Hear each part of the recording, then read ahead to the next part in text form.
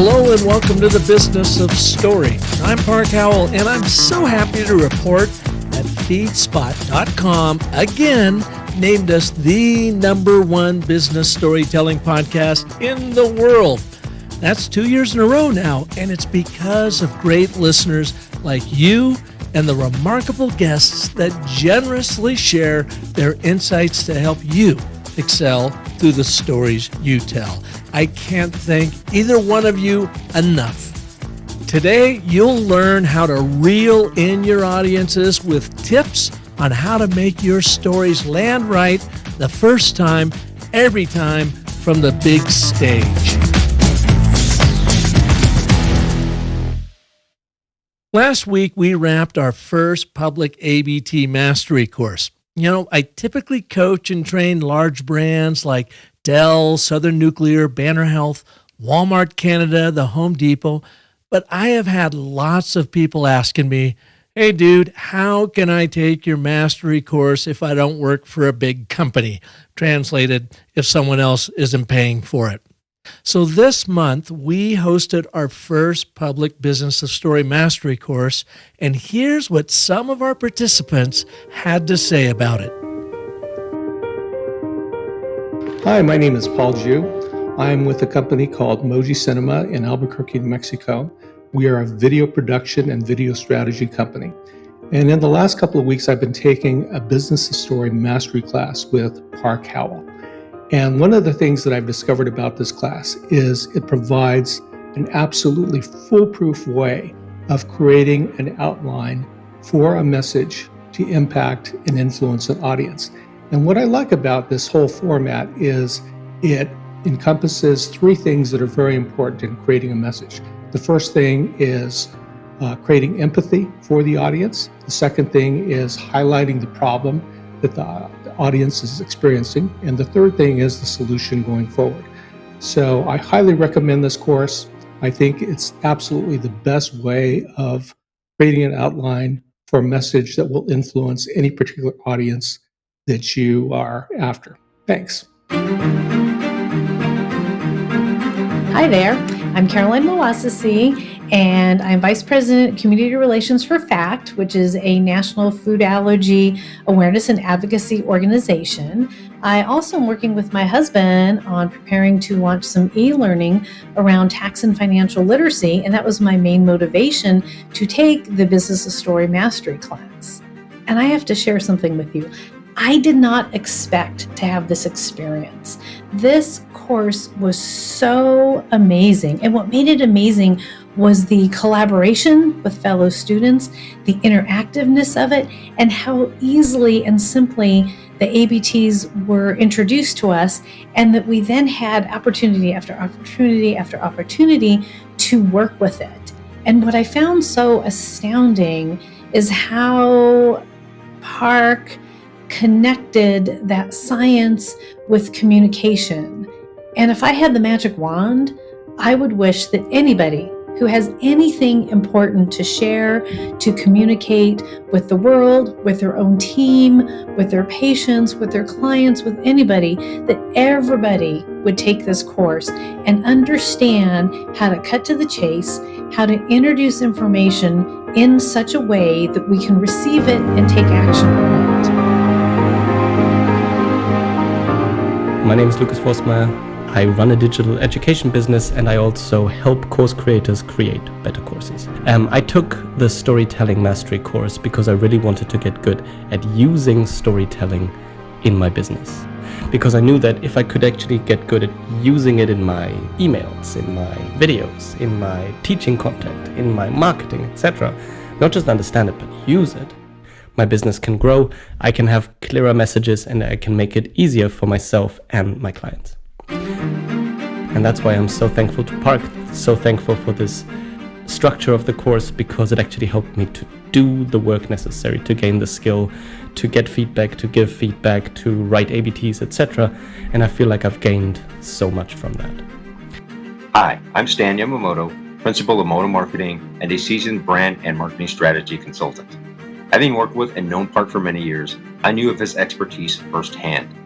I was already very familiar with his ABT platform, so I was eager to seize the opportunity to enroll in his Business of Story Mastery course to learn even more.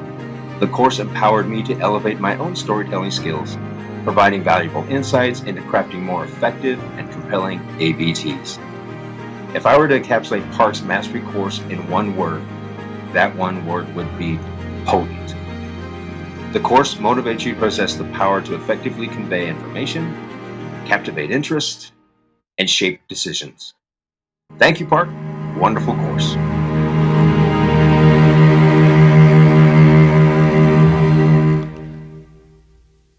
I love it when I can have that kind of impact on people, helping them become more confident, persuasive, and effective communicators.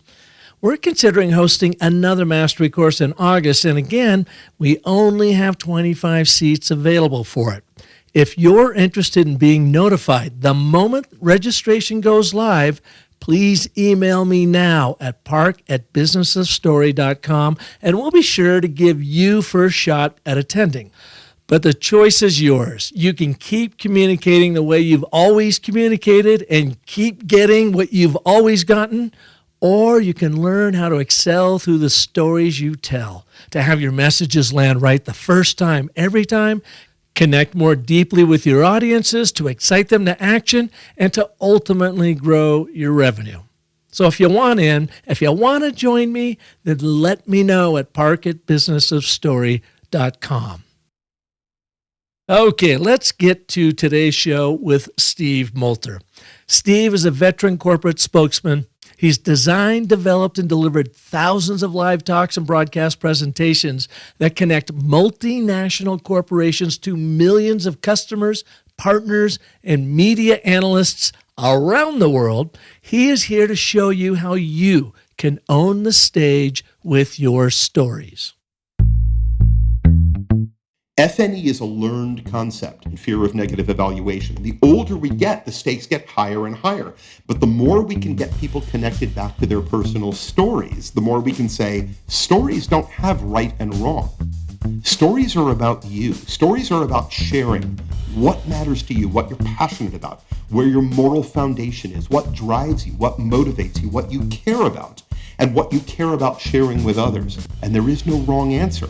So the FNE can start to drift away a little bit, and we can be less worried about getting on stage and saying the wrong thing, because what we're really on stage to do is provide value and passion to others. And we can get rid of some of that overarching fear that just gets in our way and keeps us from telling the stories that we were born to tell. Steve is a veteran industry-leading spokesman and trainer for more than 100 global brands, including the likes of Cisco, Panasonic, Siemens, Fujifilm, HP, and Sprint.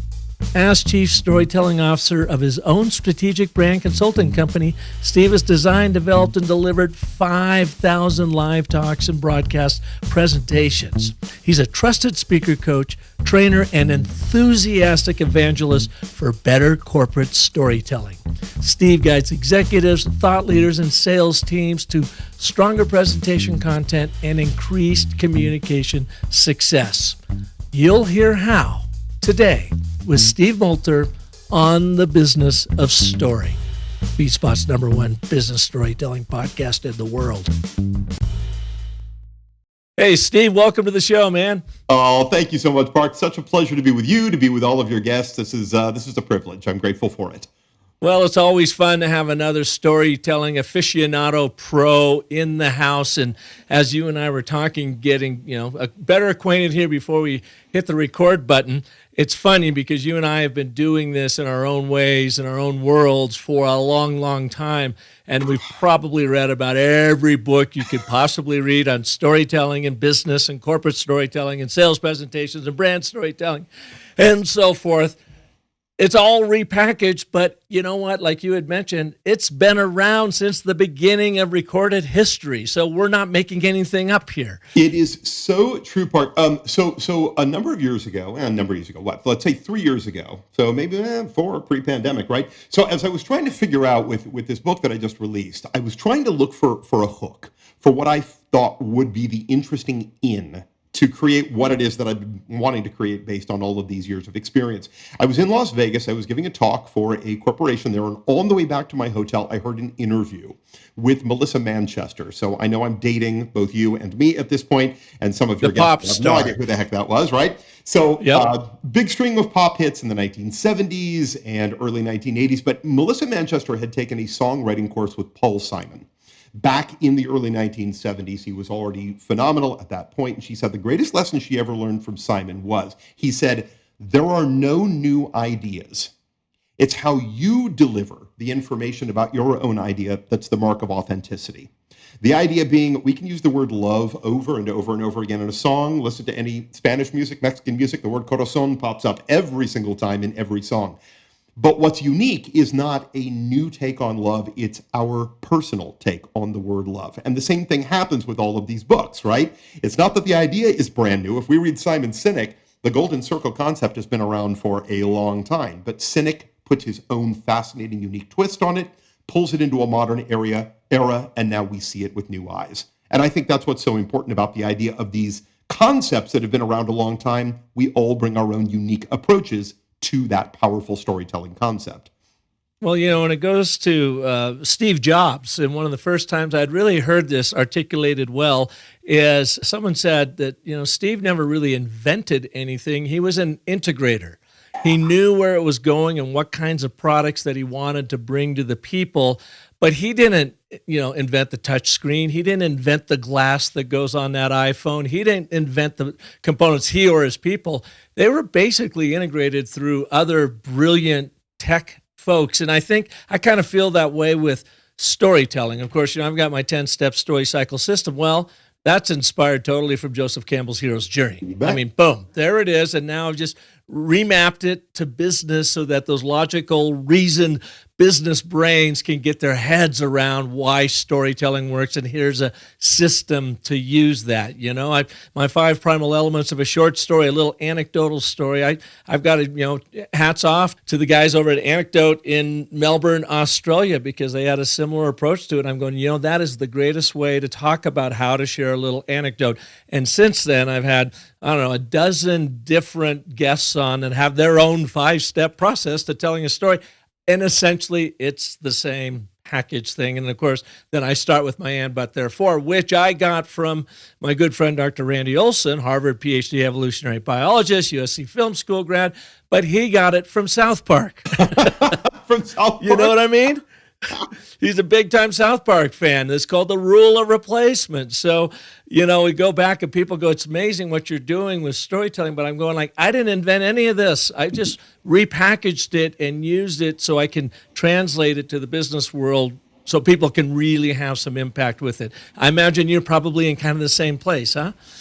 Absolutely. I mean, look, and we can see it again and again. So Joseph Campbell, I'm also a huge fan of that.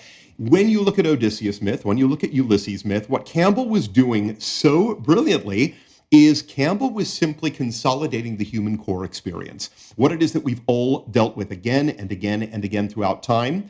And we see it in so many other areas. Men are from Mars, women are from Venus. This is not a unique concept. All of these concepts that we know and love and that really grasp the artist's way, that really grab hold of people's psyches and really connect with them on a personal level and a passionate level, they're not new ideas. They're simply new approaches to old ideas. But why did they stick around? Cliches are cliches because they're true. There's an element of truth in every one of them. And they work. And they work. And it's why, getting back to the storytelling concept that we're here to discuss, it's why sharing a story, the story doesn't have to be unique or original. It has to be personal and authentic. Do that and you will connect with whoever you want to connect with, whether you're sitting across a desk from one person or standing on a stage talking to 10,000 people in a massive keynote. The concepts do not shift over time. Yeah. Well, today we're going to be talking about a little bit more about your work in sales presentation or getting up in front of a large crowd and presenting yourself and really how to connect with that audience. But before we do that, I want to talk a little bit more about your backstory, because I was fascinated by reading your bio that you're a songwriter and you've actually produced some albums, your own music, and your wife, I guess, is also a musician right alongside of you. I've got my degree in music composition and theory. I have tremendous stage fright, so I never play in front of anybody. My wife is like, you can stand up in front of 5,000 people and go on for a half a day and captivate them in storytelling, but you can't play for 5 of our friends sitting in our living room right now after coffee. No, I can't. So I admire it. Tell us a little bit about your music background and how does that play into what you do today? So my wife actually also a music composition major at Northwestern here in the Chicago area. So for me, I grew up entirely in theater. So that's really all I did until I was about 30. And I accidentally stumbled during the dot-com boom, so starting at about 1995, 96, into what was then known as corporate theater. So it was an easy crossover. The nature of corporate communications was dramatically different in a lot of ways in the 1990s, early 2000s, which I'm sure you remember. It was much more theatrical, in some ways a bit over the top, a lot more colorful and dynamic, and that really shifted starting with the economic downturn in 2002. But going back to that, taking a lot of those stage capabilities, those stage skills that I developed in the first 3 decades of my life, it became very easy to apply them then on behalf of large Fortune corporations at enormous events and in broadcast. The music part of it was that my wife followed on the same path that I did. We both made this transition to corporate theater simultaneously. And about 2 years later, I remember waking up, looking at her and saying, honey, I'm not an actor anymore. I'm not auditioning, I'm not performing in that way. And she said, how do you feel about that? I said, surprisingly good. Which tells me that I never really belonged in theater to begin with because I wasn't hungry enough to need to stay in it. But the music writing really came about later as we were realizing how far we'd become separated from our stage roots. And in my wife's case, her composition roots. So we started a band in 2003, right after our first daughter was born. We released several albums. We wrote a lot of music. But even then, we decided that the best part of the music was not necessarily the performance of it or the recording of it. It was licensing it for A&R, for television, for film, and listening to our stuff get played on certain networks and programs and in certain movies and thinking, well, that's pretty freaking cool. I love that. But it's allowed us to maintain that artistic connection. And again, less about the performance than about the production, even though we are both performers at heart. So it's been fun and exciting. We continue to do that. We've written 2 full musicals. Those have gotten production as well. So we keep our hand in that side of the creative while keeping our business primarily and a lot of our mindset and our passion in the corporate side of creative. All about work-life balance, right? Well, and you're, talking about that entertainment aspect of working with these big companies. They would have, conferences and whatever, and they, literally put on shows and whatever. When I'm training in front of large groups and, big companies, big brands, I've always really thought of it more like performance art. You're there to educate them, right? But you got to entertain them first. You got to engage them. You got to get them leaning in and showing them what's in it for them. And then, by golly, you're on stage. You better be having fun and letting your passion come through, because if you've got flop sweats and you're all stressed out about what you're educating on, you're going to lose them. One of the first points from your book that I agree with wholeheartedly, Steve, is this idea that an audience is your ally, that they actually want to see you succeed on stage. They're not there pre-armed with tomatoes, just waiting for the first gaffe so that they can plaster you with a rotten tomato. They're like, all right, let's go, let's have some fun. And if you're having fun and being able to share with them from their point of view, then you really get that connection. Oh, Park, I absolutely 100% agree with that. So I have 3 basic pillars, fundamental pillars of everything I do. This is whether I'm speaking, coaching, training, content creation, content strategy, and messaging strategy with corporations. It comes down to 3 fundamental pillars of value, passion, and connection. And you just really hit on all 3 of them with what you said. The concept of value straight out of the gate.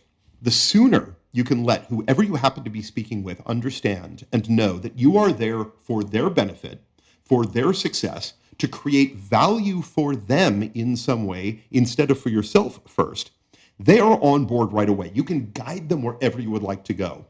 The second part being passion. The more you can share your passion about your topic, about what really deeply matters to you, the more you're going to inspire passion in other people. Show an audience how deeply you care about what it is that you are there to bring to them. They will join you on that passion path and want to be a part of it and want to take a proactive stance. Both of those things lead to that connection idea, that correlation, the alignment between the speaker and the audience that shows I'm there for you, you're there for me, and when we work together and communicate and connect with one another, we both win. That is how you drive your audience, whether it's an audience of one or an audience of 20,000, whoever you happen to be speaking to. That is how you drive everybody to mutual success, is through that connection point. Put the value, passion, and connection in play, and every storytelling engagement, no matter its scope, size, or content, is going to pay off for everybody in that space. All right, so let's begin with value. Yeah. Steve, you've just taken the stage. You're in front of a big Fortune 100 group. Maybe it's a sales revenue generation annual meeting or whatever. They don't know you from Adam. They're thinking, okay, here we've got another corporate speaker. The last one we saw was like off the charts bad. Am I going to have to drag my butt through this thing for the next hour and listen to him? How do you start a presentation to really connect that value by using story? Can you give us an example of that in action? Absolutely. All right. So another one of my things that I always teach, that I always coach, is a concept. I use the acronym called PVFPVA. Prove value first, prove value always. Prove value first is the idea that says, good, the moment you hit the stage, I have a choice. I can start with my audience. I can start with myself. I can start with what matters most to them, or I can start with what matters most to me. I can start by talking about my particular viewpoint and mindset, or I can try to find that alignment with my audience that puts us together on the same page in a shared experience for one another. One of those paths will lead to success and instant connection with that audience and trust and credibility. The other one is going to take me down the other path and create insurmountable obstacles that I likely will not be able to overcome during my time in front of them. I like to also call this a moment before. Before we get to core content, whatever it is that I am there to present to them, whether that's in a slide deck, whether it's statistical, data-driven, metrics, KPIs, I first need to establish a relationship. So the PVF, prove value first concept, is the moment I hit that stage, I open with real value to the audience. Now, a lot of people say, all right, well, how do I do that? Where do I discover that value? Where does it come from? There are a few good ways to go after this. One of my favorite stories that I like to tell is a great man named Yuri Hassan, who had a fantastic TED Talk back in 2016 called Experience-Based Chemical Synchronization. He talks about our brain and communication and how these things work together with one another. And Hassan discusses what he calls aligned experiences or shared experiences based on a scientific concept of brain coupling. Meaning, before you and I meet, before we even met today here, we already have a lot of things in common with one another. If I'm a good speaker, I'm going to start to tap into what we have in common. Well, we may not know each other individually, but I know there are certain things that you and I share right out of the gate. And the sooner I can tap into what it is that we share, I align with you. You see me now as an equal, not a guy up on a stage in a spotlight. We're equal to one another. We're in a shared conversation. You look at me and you say, that guy speaks my language. He understands me. He knows where I live. He cares about me. I want to tune in. I want to pay attention. So by the time we hit that core content, we already are allies with our audience. We have them on our side, and now we can dive in where we want to go. That value continues then in the PVA side, prove value always, which is as time goes on and we're speaking with people, they're very smart, very intelligent, very connected. But for us as speakers, we can easily lose them by overwhelming them with content, by being so data-driven that we forget to create connective story. So we have to prove value always by continually reminding our listener why we are in that room together, the value that they are getting with each part of our conversation. So we can come back and re-reference the core value that we opened with at the top of the talk, or continue reminding them why we are in that room and what they are learning in real time. So if we can PVF, prove value first, then PVA, prove value always throughout our talk, we carry our audience with us from the first word to the final word of our session. again, everybody wins. Okay, Steve, show us that in action. Give us an example of one of the presentations you've done where you come right out on the stage. Who is your audience? What did you feel like they cared about? What was in it for them? And then what story did you use to build value? Great. One of the things, it's actually a story in the book because it's one of my favorites and it's carried with me for a long time, but I love this story. I was called up by a longtime client who said, okay, we need to go to an event.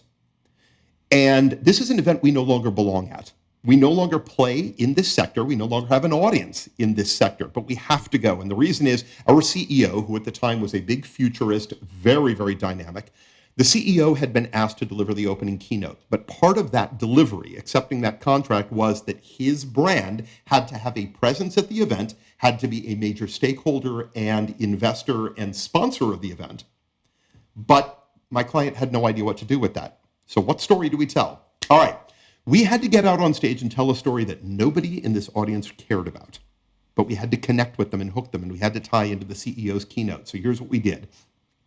This was a consumer level show, and the brand no longer owned any consumer level product, but what the brand did do was provide the connectivity backbone that allowed every one of the consumer products at that event to speak with one another and build upon one another.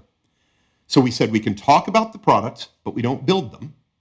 We no longer are a voice of authority, but we are an authority in is how do we connect products together to create data and information that benefits human beings on a daily basis. So everything that was crafted from the moment I hit the stage was, let me tell you about your existence. You want to be healthy. You want to work out on a daily level. Every day you are tracking what it is that you do with these brand new devices that we all wear on our wrists that look something like this, that track our steps, that track our blood pressure, that track how we eat. We can input data into it, but what do we do with it? Because right now it's locked. Imagine if we could safely, securely share all of that data that we individually collect as a community, and by aggregating all of that data, teach our healthcare across our nation and around the world how to help them take better care of us based on aggregated data. How many of you would like to be a part of that world where not only are you creating your own health, but we live in a society that's helping us to create that health and expand that health? Is that something you would love to be a part of? And there was not going to be anybody in that room who was going to say, nah, I'm not interested in that. I don't really care.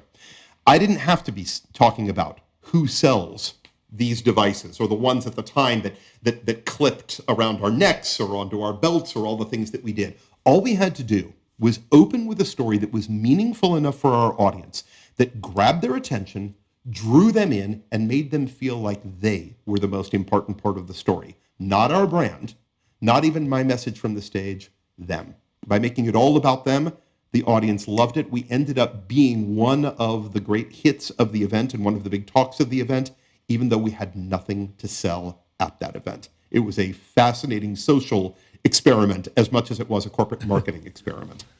Well, and you're tapping into what Yuval Harari talked about so much in Sapiens, in his book about we Homo sapiens, essentially storytelling apes, if you will. Yes. How we use story to plan, organize, and act. You know, everything is a future, right? If you're selling fiction. And what you were doing right there is you were inviting them into a fictional account of what tomorrow could look like.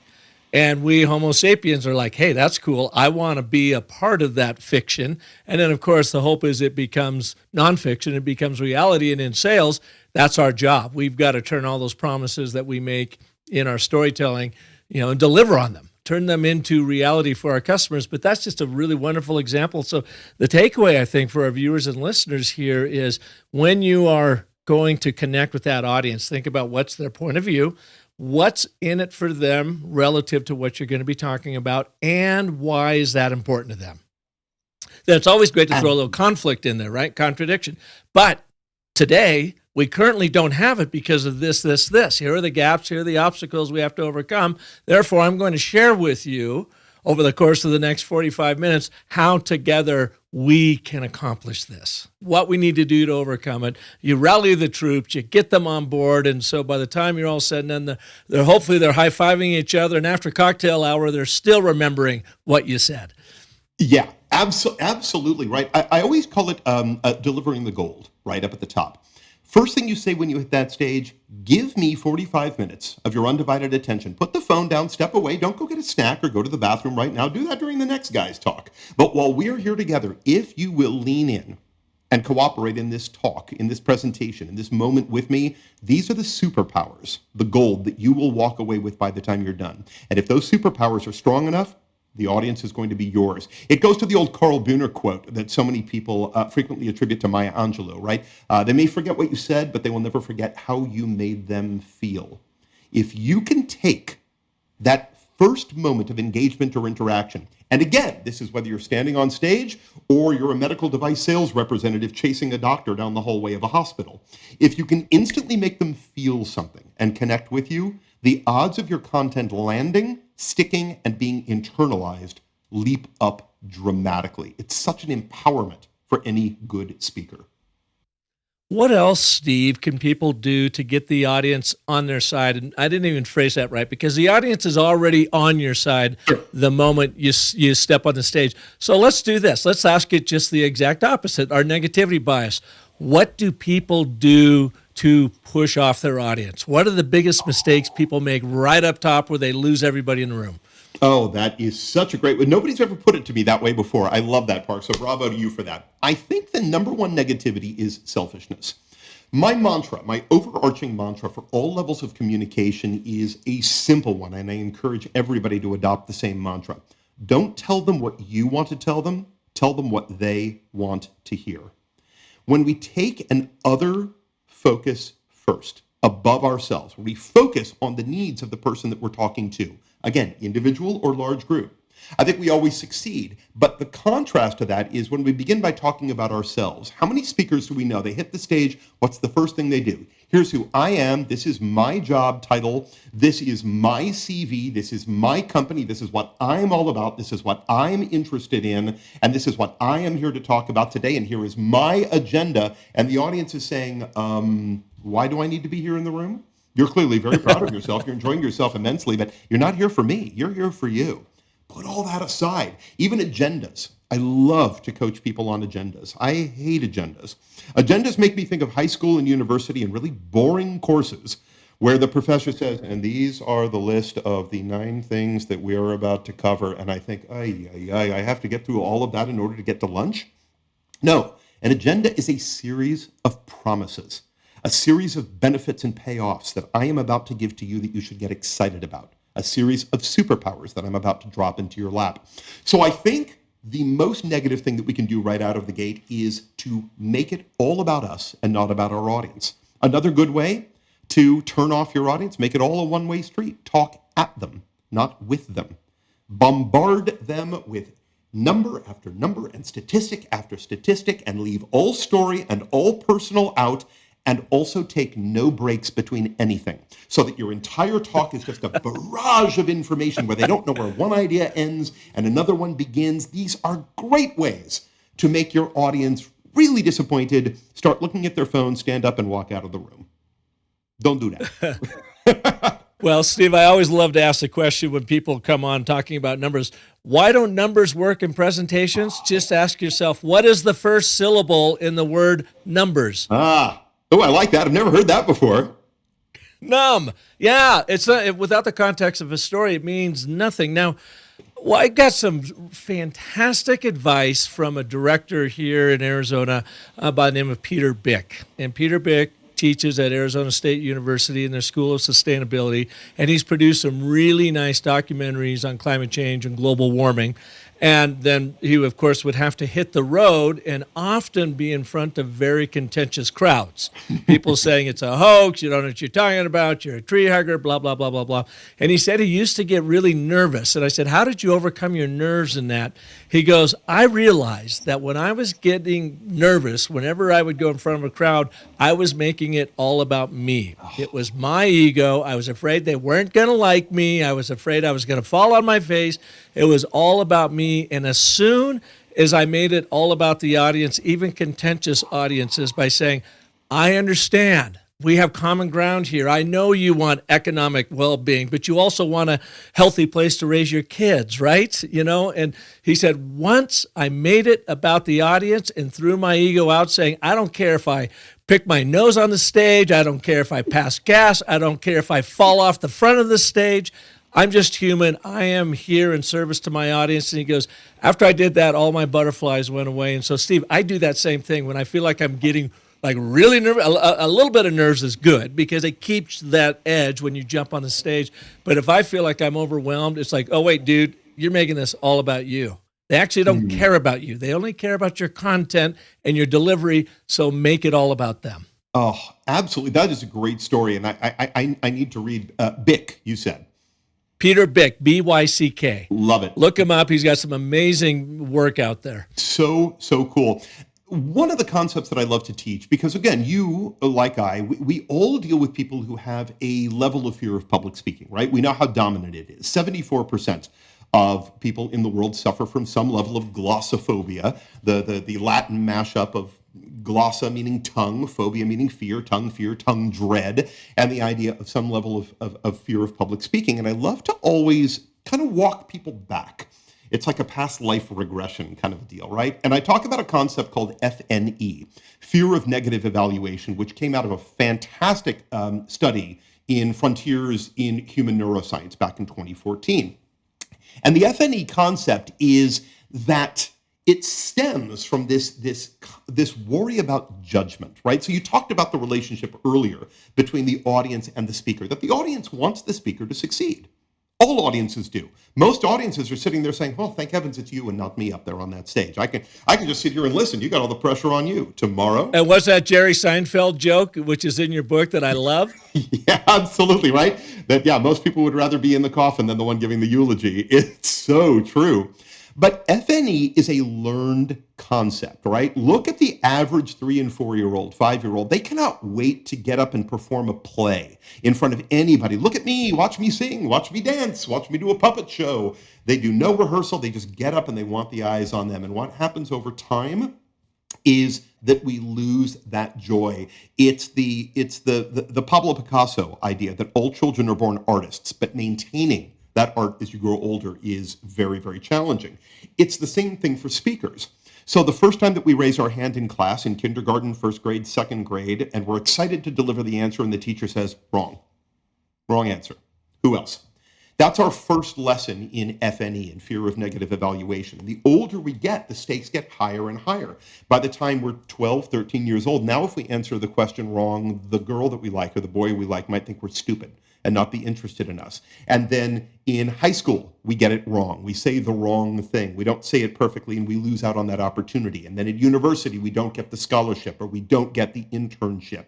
And by the time we hit the workplace, we learn it is so much safer to just fly under the radar and not take the risk. FNE is a learned concept, but the more we can get people connected back to their personal stories, the more we can say, stories don't have right and wrong. Stories are about you. Stories are about sharing what matters to you, what you're passionate about, where your moral foundation is, what drives you, what motivates you, what you care about, and what you care about sharing with others. And there is no wrong answer. So the FNE can start to drift away a little bit, and we can be less worried about getting on stage and saying the wrong thing, because what we're really on stage to do is provide value and passion to others. And we can get rid of some of that overarching fear that just gets in our way and keeps us from telling the stories that we were born to tell. Gordon McKenzie in his book, Circling the Giant Hairball, has a great example of what you're talking about. Now, he was working at Hallmark Cards, and he was the creator of Shoebox Greetings because, something that gave Hallmark a little bit more of an edge. One of his favorite passions was to go into elementary schools, and he would go in and talk about art and encourage the young kids to follow their art and whatever. And he said he would walk into the first grade and sit down and he would look around the classroom with all the wonderful art on the walls. And he said, who is the amazing artist in this room? And every hand went up. And he said, I could be in the same hall and I would go to the second grade and do the exact same thing. Who's the amazing artist that created all this art? He said, half of the hands went up. The third grade, third of the hands went up. You see where this is going, so what you're saying is absolutely true. And I've seen it in your world. When I am working with a lot of young professionals, I'm talking mid-20s up to even late 30s, they have a hard time sometimes sitting down and authentically sharing their stories. And you would see a real gap between this group and the older group. I mean, a major gap. And when I started exploring this with some of my audiences and their bosses and so forth, they said it was because of getting trolled online. They would say something online. They would post something online. They're, the digital denizens that they are. And that they would get brutalized. They would get bullied online. And so it's impacted them to this day and age, and it's hard to coax stories out of them. Have you had that same experience, Steve? Isn't that interesting? I think because I am not digital native, I'm of an era where that came to me a little bit later, so that I think by the time I got really digitally immersed in my 20s, or started to get digitally immersed, maybe I had already developed enough perspective to realize that that was real on a different level that was not natural to me from the beginning. I haven't noticed it, but boy, do I notice it with my daughters in a big way. My older daughter in particular, very, very influenced by online pressures. My younger daughter, not so much. She doesn't worry about it. Maybe it's the nature versus nurture concept, but I haven't really noticed that.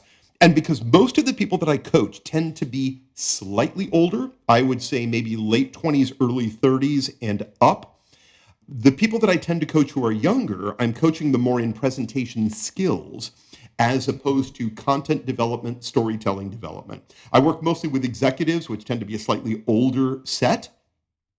But so I don't hear so much about the digital influence, but I think it is a brilliant point.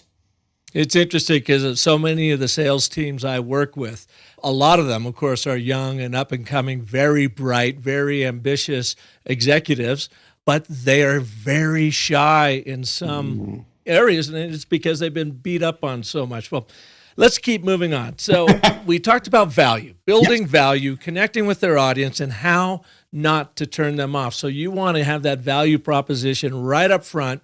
Here's what we can do together, but we need to overcome this, which we're going to do together. I'm going to show you how. And by the end of this thing, we're going to have a new way forward. Passion is now number 2 in your pillar. Let's talk a little bit about that. The one people accuse me of all the time is like, dude, you are so enthusiastic. I am, because I just find this stuff really fun. It's a combination of my music composition and theory education. Now I'm studying story composition and theory and how you can use it to ignite that audience. So tell us a little bit, when you say passion, what specifically do you mean, and show us, give us some examples of how you use that in your work. Absolutely. All right.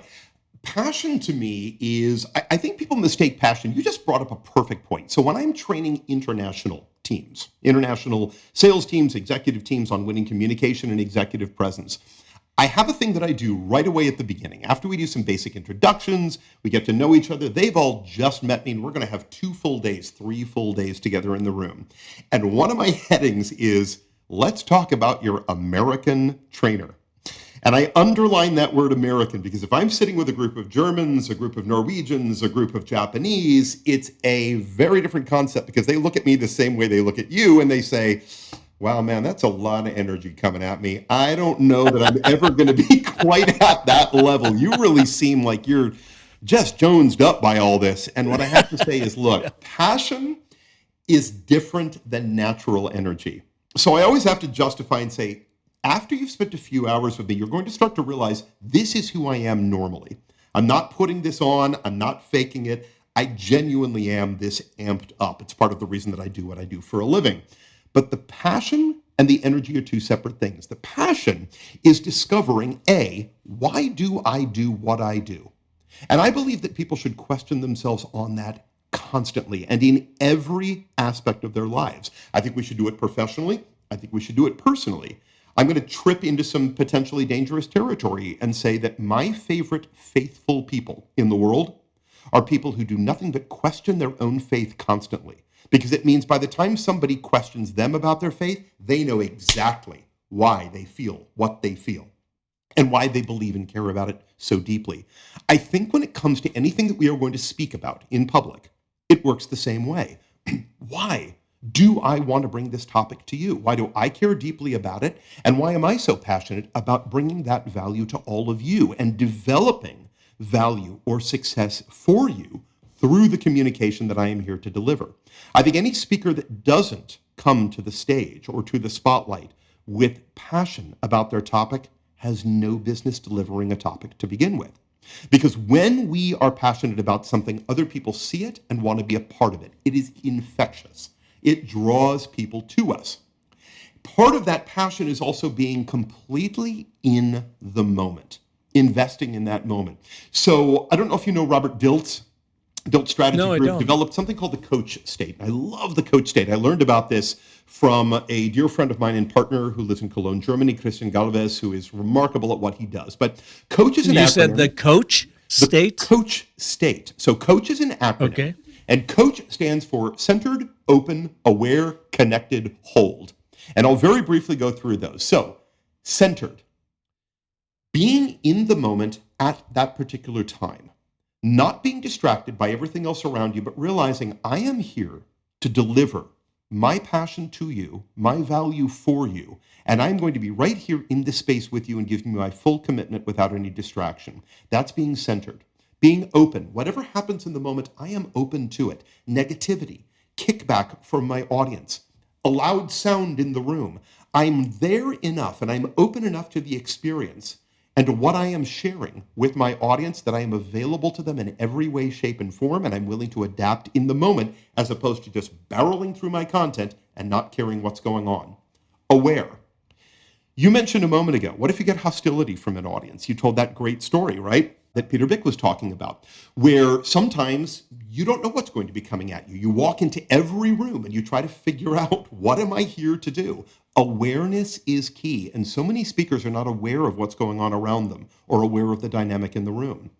Connected, we've talked about this already a lot together. In that particular moment or that particular concept, so that you are connected fully to what you are saying, and that's where the passion comes into play. I am speaking it, but I'm thinking about it, and I'm feeling it, and I mean what I say, and I say what I mean. It's organic, and it's real. And then hold means once you get that connection with your audience, and once you deliver something powerful to them, do not let it go. Live in that moment for a while. Stay holding with that moment. So that concept of centered, open, aware, connected, hold, Christian, who I learned this from, he talks about an opportunity that he had to interview Barack Obama in front of an audience of about 12,000 people in Germany. And he got to the end. It was just one-on-one. The two of them are there on stage with one another. And he asked Obama the final question. And then he turned to the audience for applause at the end. And he said, Obama never looked away from him. The audience was there, 12,000 people applauding for him. But Obama had really enjoyed that last exchange with Christian, and he stayed right with him. And while the audience was applauding, he looked at Chris and he said, that was a fantastic interview. You did a really beautiful job. You brought out some great things that I never get a chance to talk about, and I really want to thank you for that. And then Obama turned to the audience and acknowledged them in the room. He held that final moment, and I love that story. I'll give you one other story as well. When I was putting my girls to bed when they were little, I noticed that when I was in coach state with my kids, lying there with them, 3, 4 years old in bed, I read them a story, cuddling with them, trying to get them to go to sleep. When I was in coach state, when I was centered, open, aware, connected, hold, there with them, they could feel that. They knew it. It put them at ease, and they'd be asleep in 45 seconds when we were done reading a story. It was guaranteed. But when I was not in coach state, when I was distracted, I have things to do, I've got a phone call, I've got work that I need. Why aren't you falling asleep? Just go to sleep. I'm hungry. I want to go eat some dinner. My girls felt that, and they'd be up for another 45 minutes, and I would get frustrated. Coach state works personally and professionally, and it's a key aspect of passion in your content. If you can put the passion and the coach state together, guaranteed win. I love that. I've never heard of that term, but it totally makes sense because as you were sharing your stories, I was thinking about times when I was in and out of that coach stage. And I can remember one time pre-pandemic, as in Fort Lauderdale, and I was working with a large medical device company First time I'd ever worked with them. I went on to work with them for several years, and it was their big sales event. And you know how sales people are, especially the guys in the room. You know, you can get the ultra alpha males, and they're going to, kind of give you crap when you're up on stage. They're going to throw some stuff at you to see if they can knock you off of balance. Oh, yeah. And I'll never forget, I had this one guy, Charlie. We'll call him Charlie. Charlie was out there, and Charlie was a big guy. You could tell that Charlie was probably an alpha male ever since he was in junior high, is my guess. And he was throwing little barbs at me here and there just to see if he could throw me off balance. And I was kind of having fun with it. Now, the thing was, I do a lot of interactivity with my training. So I will only talk for 7 to 10 minutes teaching them about something, then boom, we go right to, an exercise that I get to really work the room. Of course, Charlie didn't know this. So I pick him out. We start working the room. Everyone writes some stuff, and then they start sharing them. And I go to Charlie for the first person to share it. Charlie has this really super loud sport coat on. I mean, this purple and pink paisley things with green stripes, handkerchief in his pocket, that whole thing. And I go over, no one else in the room had one on but Charlie, and I go over, as we start working the exercise, and all I say is, Charlie, nice jacket. And the whole place erupts because that was the elephant in the room. And Charlie actually loved the recognition. He just thought that was so great that I would call that out. But I owned that moment at that time, and I owned Charlie from then on out. And even afterwards, he was one of them that came up and said, what an amazing training and whatever. But I never thought about that whole coach principle there until you talked about it. But I could go through each one of those elements and go, that's what I did intuitively. Now I know I can be intentional about it with this one process. Yeah, that is a great point. Let's go back to FNE for just a second, because a side of it that we didn't tackle is not only do you have the kids, who's a great artist, who's a great artist, who's a great artist, above and above. When we think about it from a corporate perspective, the reason so many speakers are afraid to include story, to get personal, to be aware and in the moment and call out Charlie's jacket, is they have the fear of the legal department hanging over their head. If I say something wrong, I'm going to get in trouble. Or they look in the back of the room and there's their executive leadership standing there. And what do? We play to safety. If we stay in the numbing numbers, if we stay in the metrics, if we stay in the KPIs, we're in safety land. Now, I may not have an important or powerful presentation. Nobody may hear it. Nobody may remember it. It may end up having zero impact, but guess what? I'm safe. I stayed in the safe zone with everything that you can already get online through our website or through our microsite or through our white paper or mission statement. All I did was regurgitate information that's been pre-approved by others. Telling stories requires risk. Calling out Charlie's jacket requires risk. But it's organic. And if you do it from a point of kindness and a point of optimism and passion, Charlie is going to love his moment in the spotlight. The rest of the audience is going to love because they know you are right there with them in that room, in that space, and you are telling a new mutual story together. Now they can walk away and they can take Park's story about Charlie's jacket and they can tell it to the rest of their team or their significant other, and you build a creative, connective moment with one another. Yeah.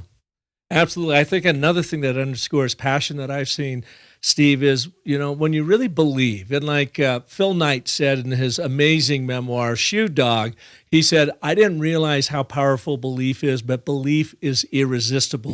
People weren't buying my shoes. In early days, they were buying my belief in my shoes. They were buying the story about it.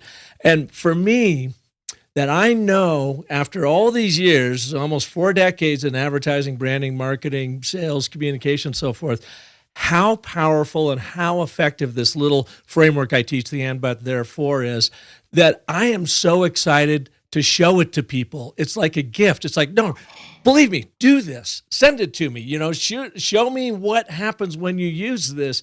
And that jacks me up because it's like a life hack. It's like I've learned something that really works every time you use it. Here, let me show it to you.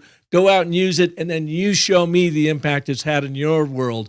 And to me, you can't help but get jonesed out about that sort of thing from a presenter's standpoint. Amen. Terry O'Reilly, who I'm sure you're a big fan of, like I am, but in his Under the Influence podcast, his first book that he wrote is called This I Believe. And Terry is one of the great legends in advertising and advertising storytelling. He is one of my mentors and one of my personal gods on that front as far as strong, powerful messaging and meaningful messaging. But this I believe. Go with your beliefs. You just said it perfectly. If you believe it, your audience is going to believe it along with you. You can honestly, I always say you can build the greatest widget in the world, but if nobody knows that widget exists and nobody can see your passion for your widget is going to die. And this is especially important when we look at startup organizations who are maybe 2, 3, 4 people who have a passion for building something, creating something, filling a gap in the marketplace. And what do? They go out and they find investment capital, and everything is in the race toward the launch, toward the release. And it's very easy to maintain your passion during that time because you're it. You don't have a huge team of people. It's your passion that's going to drive this thing over the goal line. But the problem is the goal line is not like a game where the goal is the end. The goal is actually the beginning. Get to release.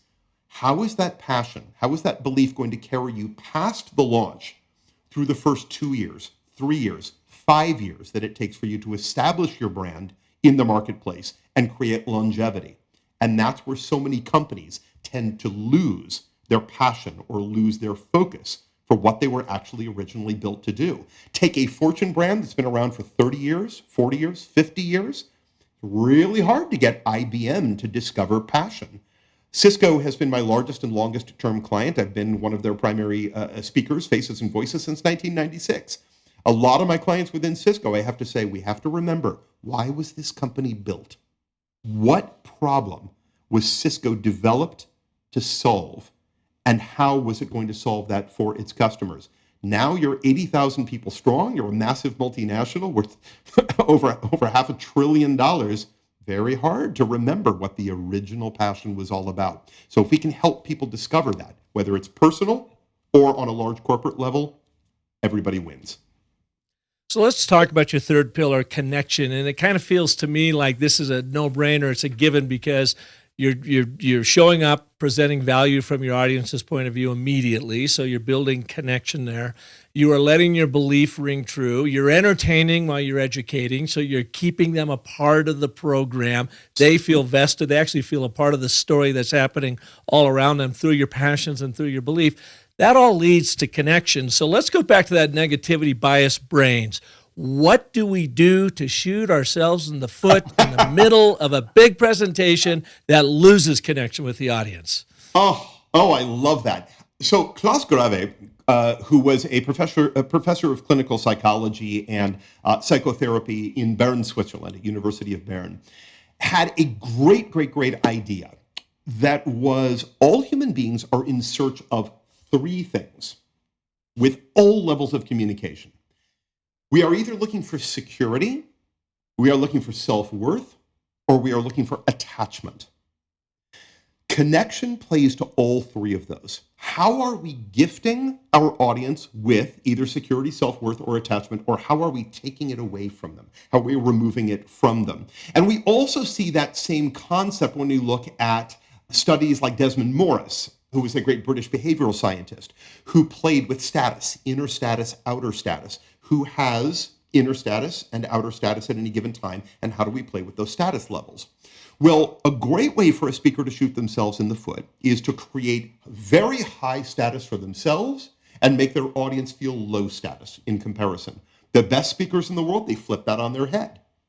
They make themselves, even though inner, they know they have great status, but they lower their own status exterior and they raise the status of their audience. They make their audience feel smarter, better, able to do anything, capable of flying if they want to, and they put enough focus on it. So then when we talk about the security, the self-worth, or the attachment, same thing. If you and I are together at a dinner party, I can look across the table and talk with you, and I can make you feel smaller. I can take away your self-worth, or I can build up your self-worth by making you feel fascinating and smart and intelligent, and I can be curious about you. Same thing with security. I can make you feel more secure in the room together, like I'm here for you, we're in a great conversation, or less secure, that at any moment I could insult you, I could belittle, your viewpoint, your perspective, that I could make you feel small about your job. You don't earn enough money. You're not somebody who I would deem viable or worth speaking to because you are beneath me in some way.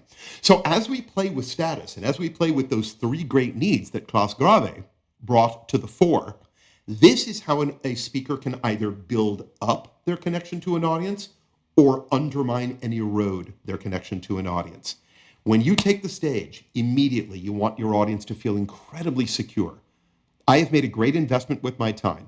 I have chosen to set the rest of my life aside and dedicate a certain amount of time to you. And I am so smart for doing that. I made a great choice in doing that. Security, self-worth. This person is here because they respect me, they trust me, they admire me, they believe I'm credible, and I am worth their time. Therefore, our self-worth goes up as an audience member, right?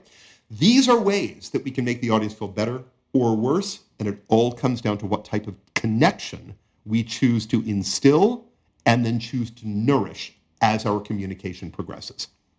What is a big close? A big, effective close. And the reason why I ask you this is I taught as an adjunct professor at ASU, Arizona State University, for 5 years in a master's program, and I was teaching them storytelling, presentation skills, and whatever. And one of the things that I learned, Steve, and I'm not talking about recently graduate students, I'm talking about very seasoned executives in global companies like Cummins Diesel, KLM Airlines, American Express, and my job was to teach them how to communicate their big initiatives, their big sustainability initiatives internally.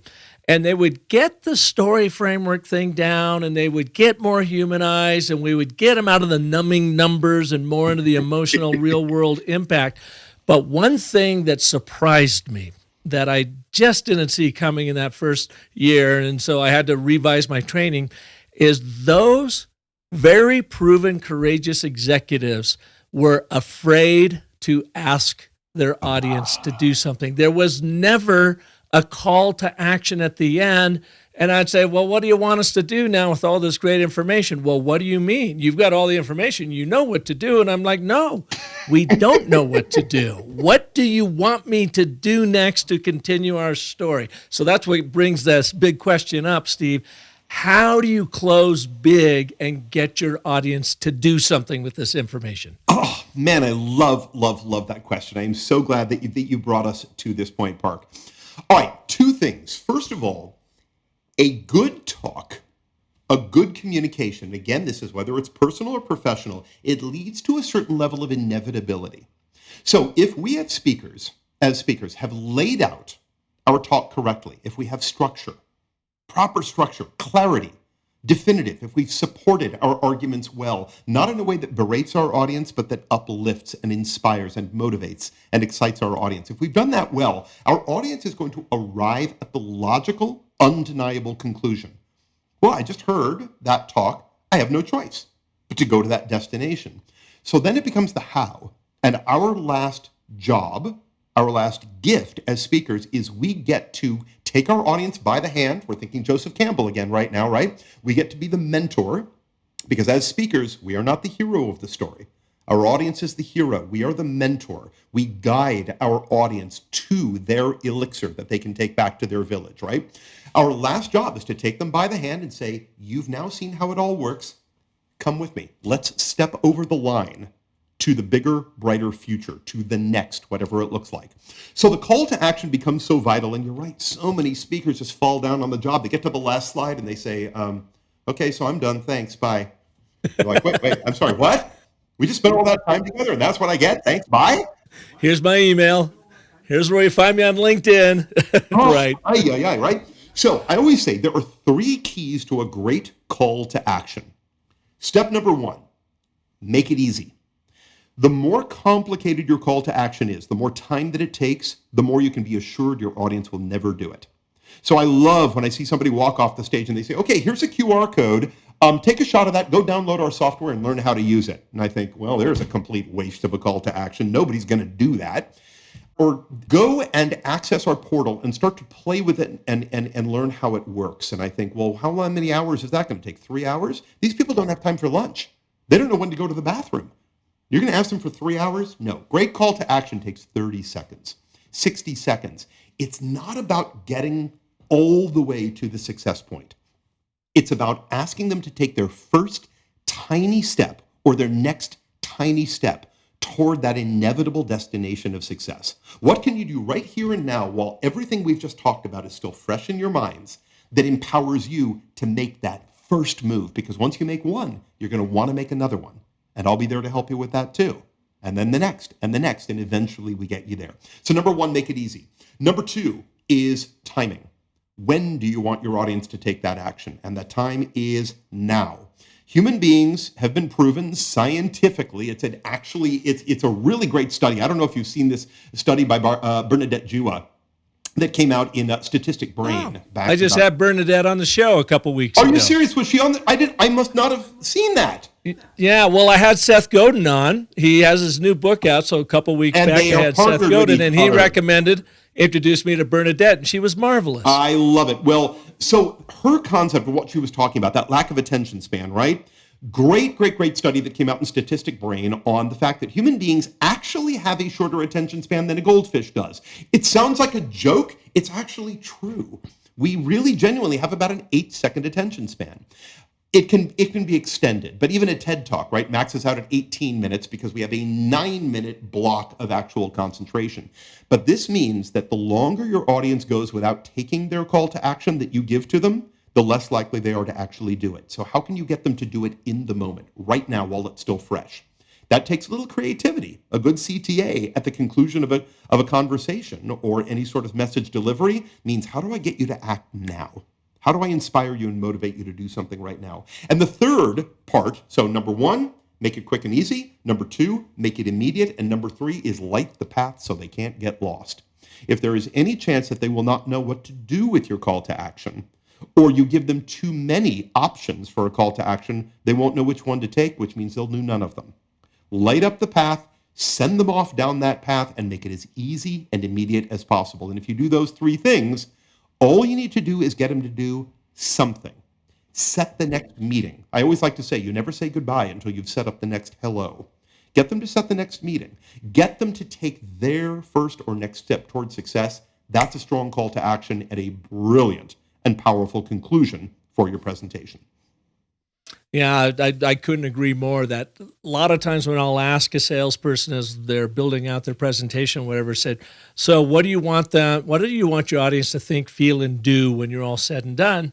And they go, well, I want them to sign the contract. I said, okay, but they probably aren't going to sign the contract. So to your point, Steve, what's that next simple, tiny step that is going to lead them to their inevitable destination of success? You know, Yes. What is that one little thing you want them to do? And in my training, when I'm training the ABT, I'll always end, I go, here's actually 3 things I want you to do. They're very easy. You write 3 emails tomorrow, since you got to write them anyways, using an ABT. So the next time it becomes a physical prompt, they pull up an email, hopefully they picture me, they go, oh, I got to make this an ABT. So I'm getting into their heads in a physical, in an environmental prompt, a habit stacking prompt. You already got to write the damn things. Use an ABT. Number 2, go and teach 2 people how to do the ABT. This could be your wife, your kids, a friend, a colleague, because you don't know what you don't know until you teach it. And then, of course, number 1 is if you've got a big project on your plate right now and you don't know how to communicate it, write an ABT for it and see if that doesn't get you completely super focused on it. Do one of those 3 things, and you're already well ahead of the competition. Oh, I love that. I think that's absolutely great. I think that's really powerful as well. Empowering people is the gift that we get as speakers. What can we do to empower and uplift others? Because when we do that, we do it for ourselves. We've learned, from the time we're young, we're always taught the best way to learn something is to teach it to someone else. So I really love that is such a core part of what it is that you do. I think that's extremely valuable. Well, Steve, I can't thank you enough for coming. You've got your new book out. Nothing gets sold until the story gets told. Yeah. So you're doing this. You are teaching folks how to use all the tricks and techniques that you've used throughout your life, from being an artist to a musician to a corporate storytelling trainer to an actor to an on-camera guest for these people. And it's always about the story. Number one, what made you write the book, and what are the main things people are going to get out of it? I love that. So a lot of people who come to me because I work with so many different corporations and because I'm actually out in the speaking trenches on such a constant basis. I spend about 200 days a year traveling and speaking on behalf of major corporations. And so a lot of people said, you must have so many stories, you should write a book. And I said, that's great. I can think of about 9 people who would want to read that particular book. So thank you so much. I'm not going to do it. Over time, though, I started to realize that the reason that I had never felt passionate about writing a book is everything that you and I have already talked about here. It's because everybody suggested I write the book from my perspective. I said, I'm bored with that. I don't want to do that. I want to write it from my audience's perspective, from my clients, my customers' perspective. That is so much more interesting to me. As soon as I got that hook, it turned it around. Second was I wanted to make sure that every page of this book wasn't just concepts or ideas about corporate storytelling. It was a how-to manual that anybody could pick up, and no matter what their education level, job title, socioeconomic status, location, what business they're working for, what stage of their business they're at, anybody could pick it up and on every page, not just read about it conceptually, but actually get a roadmap of how to do it and proof points, guidance points that would actually show them how you could do it and how you should do it, and be able to compare them personally and try them out for themselves. So that ideally every page of the book is a individual lesson on its own that advances somebody. And by the time you're 250 lessons down the path, you're already a more brilliant storyteller than 99.9% of the people on the planet. That was my goal and target in writing this. Well, I appreciate you bringing it to the world. I've gone through it. I just absolutely love it. And where can people find it? I mean, the usual places, Amazon? All the usuals, anywhere you buy your books, whether it's hardcover, softcover, audiobook, or ebook. It's available in all the different formats. And I also, by the way, for your listeners, I've got a little gimme for anybody who is interested. I've got a free e-guide. It's called 5 Paths to Passionate Storytelling, and it's a great downloadable PDF. Anybody who takes a look at this can very quickly, in just a couple of pages, start to up-level their storytelling skills and start to eliminate some of that FNE because they know they're going to be delivering value, passion, and connection in anything they do. So anybody who wants the guide, I have 2 websites, stevemulter.com and corporatestorytelling.com. So company, Steve Multer Corporate Storytelling, and either of those will get you to me. But go to corporatestorytelling.com/guide. and then put in the code SOLDTOLD23. And you can download that 5 Told, all one word, all together? Told 23. So title of the book is Nothing Gets Sold Until the Story Gets Told. So the code is SOLDTOLD23, and you can download that 5 Paths to Passionate Storytelling guide. Go get it. It's cool, it's fun, it's interesting, it's engaging, and like I said, it's instantly applicable. Well, Steve, you're cool, fun, engaging, and I think this episode is immediately applicable in our listeners' audience's life. So I really thank you for your time and your wisdom and just sharing everything you know about this stuff with us today. Oh, Park, I learned so much from you today. Thank you again for the opportunity, the great conversation, and for this chance to speak out to your listeners and try to hopefully deliver a lot of value to them. This has been a lot of fun. Awesome. Well, and I want to thank you all for listening to this edition of The Business of Story. If you like what you heard, by all means, share this episode with your friends, family, colleagues. If you've got a big-time presentation coming up, or you just find yourself in the throes of being uncomfortable on stage and you don't feel like you're connecting with your audiences to excite them to action like you could, then definitely check out Steve's new book, Nothing Gets Sold Until the Story Gets Told. Corporate Storytelling for Career Success and Value-Driven Marketing. Fantastic book. And believe me, I read lots and lots of books. And a lot of them I put to the side and said, well, there was another yawner. This one is just absolutely chock full of fantastic information and tips. So check it out. If I can be of service to you, come on over to the Business of Story. If you have yet to take the ABTs of Agile Communications online course, that 1 hour, 3 20-minute modules by me that'll show you how to use this messaging marvel for yourself in your storytelling, in your sales presentations, by all means, check it out at businessofstory.com/ABT. I look forward to having you back here next Monday when we will have another amazing story artist right here for you like Steve. And until then, you know what to do.